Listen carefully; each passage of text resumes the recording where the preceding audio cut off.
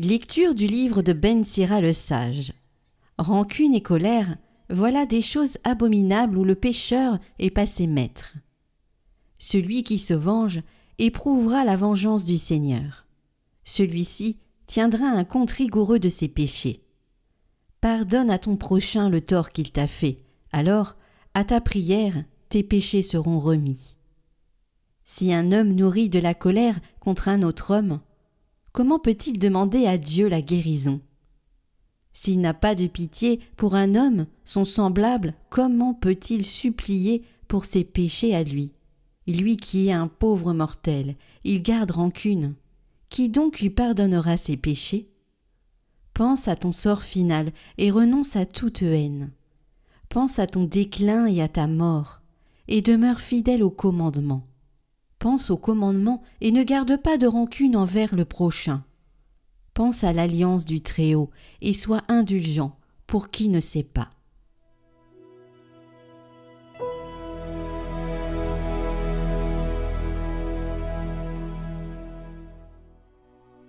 Le Seigneur est tendresse et pitié, lent à la colère et plein d'amour. Bénis le Seigneur, ô mon âme, bénis son nom très saint, tout mon être. Bénis le Seigneur, ô mon âme, n'oublie aucun de ses bienfaits, car il pardonne toutes tes offenses et te guérit de toute maladie. Il réclame ta vie à la tombe et te couronne d'amour et de tendresse. Il n'est pas pour toujours en procès, ne maintient pas sans fin ses reproches. Il n'agit pas envers nous selon nos fautes, ne nous rend pas selon nos offenses. Comme le ciel domine la terre, fort est son amour pour qui le craint. Aussi loin qu'est l'Orient de l'Occident, il met loin de nous nos péchés.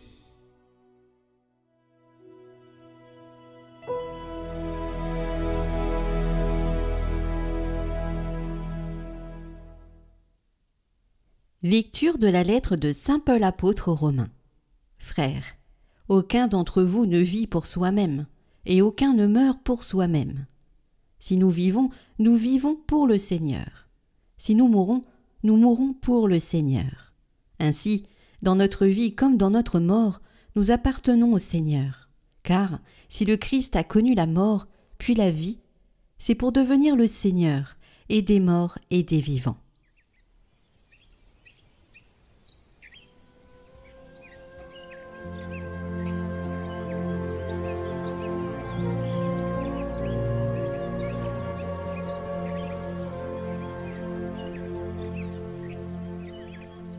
Évangile de Jésus-Christ selon saint Matthieu.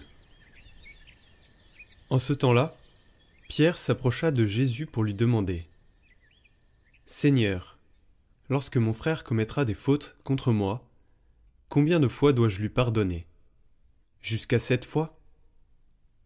Jésus lui répondit : « Je ne te dis pas jusqu'à 7 fois, mais jusqu'à 70 fois 7 fois. » Ainsi, le royaume des cieux est comparable à un roi qui voulut régler ses comptes avec ses serviteurs.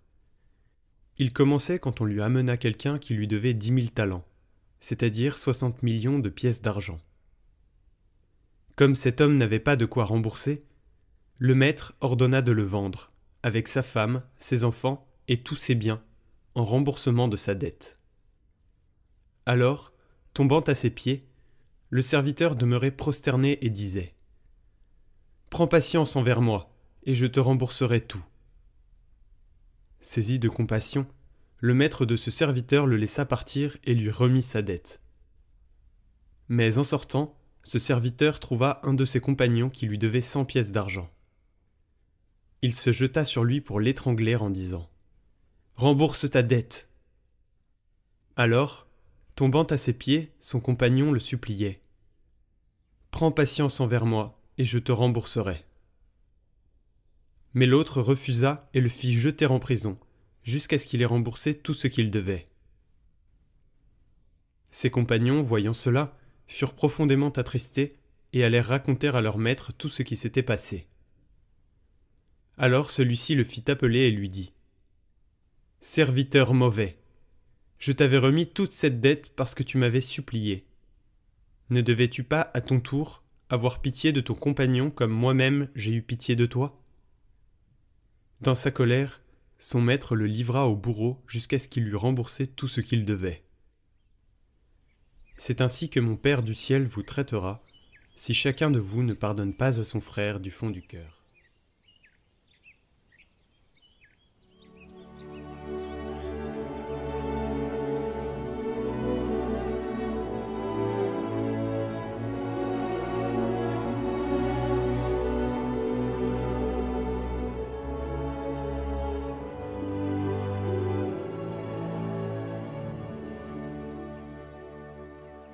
Chers amis de Catoglade, pardonner est une chose sérieuse, humainement difficile, voire impossible. On ne doit pas en parler à la légère sans se rendre compte de ce que l'on demande à la personne offensée lorsqu'on lui dit de pardonner. Lorsque l'on donne à l'homme le commandement de pardonner, il faut aussi lui fournir une raison pour le faire. C'est ce que fait Jésus avec la parabole du roi et des 2 serviteurs. La parabole explique clairement pourquoi il faut pardonner.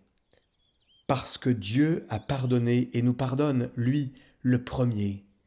Il nous remet une dette infiniment plus grande que celle que l'un de nos semblables peut avoir à notre égard. La différence entre la dette envers le roi, 10 000 talents, et la dette envers le compagnon, 100 pièces d'argent, correspondrait de nos jours à 3 millions d'euros et quelques centimes. Saint Paul peut dire désormais « Le Seigneur vous a pardonné, faites de même à votre tour. » La loi du talion est dépassée, œil pour œil, dent pour dent. Le critère n'est plus ce que l'autre t'a fait, fais-lui, mais ce que Dieu t'a fait, toi, fais-le à l'autre. Jésus ne s'est pas limité du reste à nous commander de pardonner. Il l'a fait, lui, le premier. Alors qu'on était en train de le crucifier sur la croix, il pria en disant « Père, pardonne-leur, ils ne savent pas ce qu'ils font. » C'est ce qui différencie la foi chrétienne de toute autre religion. Par exemple, Bouddha a lui aussi laissé une maxime à ses disciples. Ce n'est pas avec le ressentiment que l'on apaise le ressentiment, c'est avec le non-ressentiment que l'on apaise le ressentiment. Mais le Christ ne se limite pas à indiquer la voie de la perfection, il donne la force pour l'emprunter. Il ne nous commande pas seulement de faire, il agit avec nous. C'est en cela que consiste la grâce. Le pardon chrétien va donc bien au-delà de la non-violence et du non-ressentiment. On pourrait objecter « Pardonner 70 fois 7 fois, n'est-ce pas encourager l'injustice et donner son feu vert à la tyrannie ?» Non. Le pardon chrétien n'exclut pas que tu puisses aussi, dans certains cas, dénoncer la personne et la traduire en justice, surtout lorsque sont en jeu les intérêts et le bien d'autres personnes. Le pardon chrétien n'a pas empêché, par exemple, aux veuves de certaines victimes de la terreur ou encore de la mafia, de rechercher avec ténacité la vérité et la justice concernant la mort de leur mari. Ou encore, pour prendre un autre exemple, vous avez peut-être entendu parler des parents de Martin Mervoyer, ce jeune qui fut abattu devant une boîte de nuit en Corse. Ses parents ont aussitôt déclaré pardonner aux meurtriers de leur fils. Cela ne les a pas empêchés, bien sûr, de vouloir connaître les circonstances du drame et que justice soit faite. Mais il n'y a pas que les grands pardons. Il y a aussi les pardons de tous les jours. Dans la vie de couple, dans le travail, entre les membres d'une famille, entre amis, collègues, connaissances. Que faire, par exemple, lorsque l'on découvre que l'on a été trahi par son conjoint? Pardonner ou se séparer? Ah, voilà une question bien délicate. On ne peut imposer aucune loi de l'extérieur. La personne doit découvrir en elle-même ce qu'elle doit faire. Toutefois, nous pouvons dire une chose. J'ai connu des cas où la personne offensée a trouvé dans son amour pour l'autre et l'assistance de la prière la force de pardonner à son conjoint qui avait eu tort, mais qui était sincèrement repenti. Le mariage était reparti comme de ses cendres et avait connu une sorte de nouveau commencement. Personne ne peut certes prétendre que cela advienne dans un couple 70 fois 7 fois. Nous devons être attentifs à ne pas tomber dans un piège. Il y a aussi un risque dans le pardon, celui de développer la mentalité de croire que l'on a toujours quelque chose à pardonner aux autres. Le danger de se croire toujours créditeur de pardon et jamais débiteur. Si nous réfléchissons bien, très souvent, lorsque nous sommes sur le point de dire « je te pardonne », nous changerions notre attitude et nos paroles et dirions à la personne qui est devant nous « pardonne-moi ». Nous nous rendrions compte que nous aussi, nous avons quelque chose à nous faire pardonner d'elle. Demander pardon est plus important encore que pardonner. Ah, chers amis, l'amour de Dieu est sans mesure. Nous connaissons le dicton, quand on aime, on ne compte pas. L'amour divin est sans calcul, sans mesure, sans limite et sans fond. La petite Thérèse l'avait bien compris. Plongée dans le brasier ardent du cœur de Jésus, elle apprend à aimer à travers lui. Audacieusement, elle fait cette expérience de l'infini et elle ose cette confession de foi. On pourrait croire que c'est parce que je n'ai pas péché que j'ai une si grande confiance dans le bon Dieu. Si j'avais commis tous les crimes possibles, j'aurais toujours la même confiance. Je sens que toute cette multitude d'offenses serait comme une goutte d'eau jetée dans un brasier ardent. On trouve cela dans ses derniers entretiens, écrit le 11 juillet 1897. Oui, elle a compris qu'à l'amour sans limite correspond un pardon sans limite aucune de Dieu envers ses créatures. On ne peut plus compter, on ne peut plus comptabiliser, marquer des points. Le pardon et l'amour en acte, comme ces preuves d'amour que l'on espère. Alors, si l'amour de Dieu est sans mesure, oui, nous devons nous convertir pour apprendre à pardonner à nos frères de tout notre cœur. C'est notre prière de chaque jour. Pardonne-nous nos offenses, comme nous pardonnons aussi à ceux qui nous ont offensés. Très bon dimanche, chers amis de Catoglade. Que Dieu vous bénisse.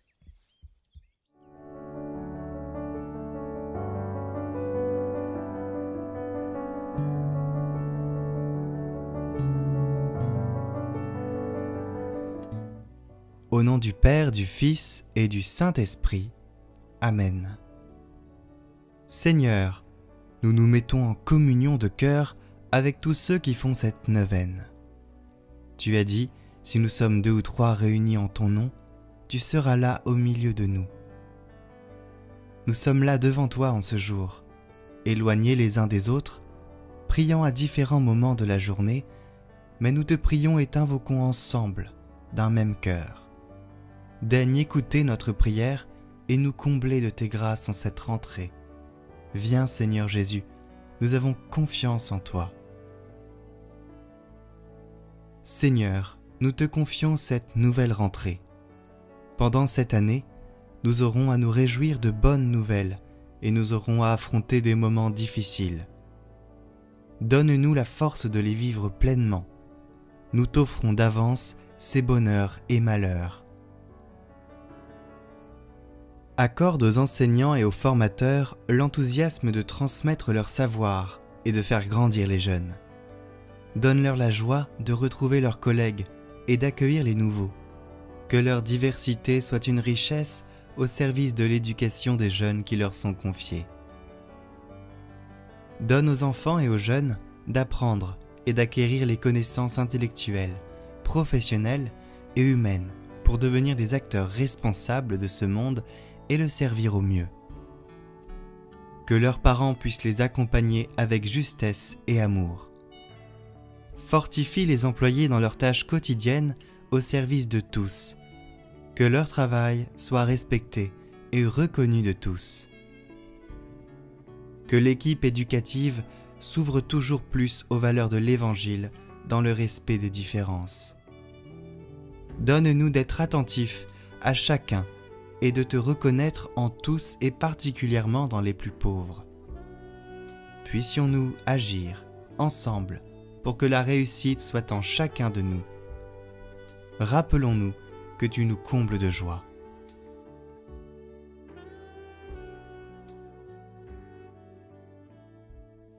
Nous te prions pour l'Église et ses membres. Ô bienheureux Joseph, nous recourons à vous dans notre tribulation. Et, après avoir imploré le secours de votre très sainte épouse, nous sollicitons aussi, en toute confiance, votre patronage. Au nom de l'affection qui vous unit à la Vierge Immaculée, Mère de Dieu, au nom de l'amour paternel dont vous avez entouré l'enfant Jésus, nous vous supplions de jeter un regard propice sur l'héritage acquis par Jésus-Christ au prix de son sang et de nous assister de votre puissance et de votre secours dans nos besoins. Ô gardien très vigilant de la Sainte Famille, protégez la famille privilégiée de Jésus-Christ. Père très aimant, préservez-nous de toute contagion, de la corruption et de l'erreur. Protecteur très puissant, soyez-nous secourables et assistez-nous du haut du ciel dans le combat que nous avons à soutenir contre la puissance des ténèbres. Et de même qu'autrefois, vous avez arraché l'enfant Jésus au péril de la mort, défendez aujourd'hui la Sainte Église de Dieu contre les embûches de l'ennemi et contre toute adversité. Et couvrez-nous de votre constante protection, afin que nous puissions, à votre exemple et par votre assistance, vivre saintement, mourir pieusement et obtenir l'éternelle félicité dans le ciel. Amen. Prière de confiance. Seigneur, tu as dit, il n'y a pas de petits soucis. Alors, je te confie ce qui me tracasse pour cette rentrée.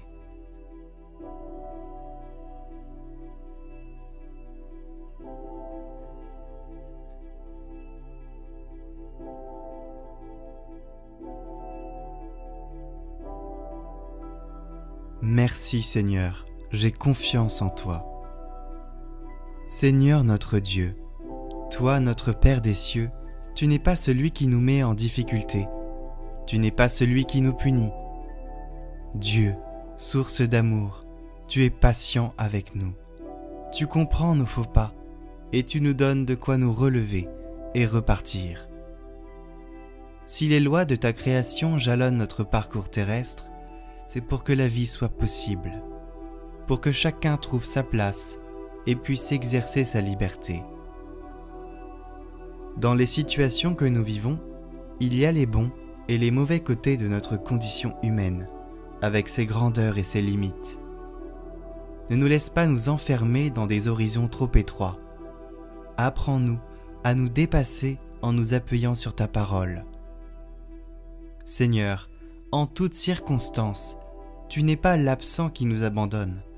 Tu es présence discrète qui nous accompagne et qui nous encourage intérieurement. Rien n'est écrit d'avance et notre destinée est surtout le fruit de nos choix, même si tu es le maître du temps et que ta vérité finira toujours par être reconnue. C'est ainsi qu'éveillé par ta parole, tu nous appelles chaque jour à choisir la vie et à préférer les chemins de ton royaume, où seul l'amour a de l'importance et de la valeur. Ton appel guide nos pas vers le monde à venir. Avec cette espérance, la réalité du monde se découvre à nos yeux. Des événements, des visages deviennent autour de nous des signes, des appels à renaître, des invitations à devenir ce que tu attends de nous. Ta lumière vient éclairer toutes choses. Quel que soit notre chemin, revivre est possible à travers la confiance au Christ, et à la disponibilité à son esprit. Que nos partages nous fortifient et nous rendent bienveillants et fraternels. Amen.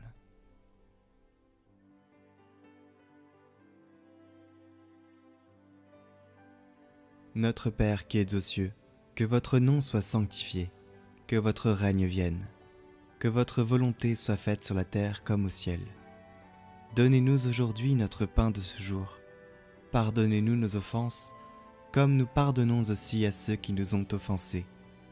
Et ne nous laissez pas entrer en tentation, mais délivrez-nous du mal. Amen. Je vous salue Marie, pleine de grâce. Le Seigneur est avec vous. Vous êtes bénie entre toutes les femmes, et Jésus, le fruit de vos entrailles, est béni. Sainte Marie, Mère de Dieu, priez pour nous, pauvres pécheurs, maintenant et à l'heure de notre mort. Amen. Gloire au Père et au Fils et au Saint-Esprit, comme il était au commencement, maintenant et pour les siècles des siècles. Amen. Prions pour toutes les intentions déposées en commentaire cette semaine. Notre Père, qui es aux cieux, que ton nom soit sanctifié, que ton règne vienne, que ta volonté soit faite sur la terre comme au ciel. Donne-nous aujourd'hui notre pain de ce jour. Pardonne-nous nos offenses, comme nous pardonnons aussi à ceux qui nous ont offensés. Et ne nous laisse pas entrer en tentation, mais délivre-nous du mal. Amen.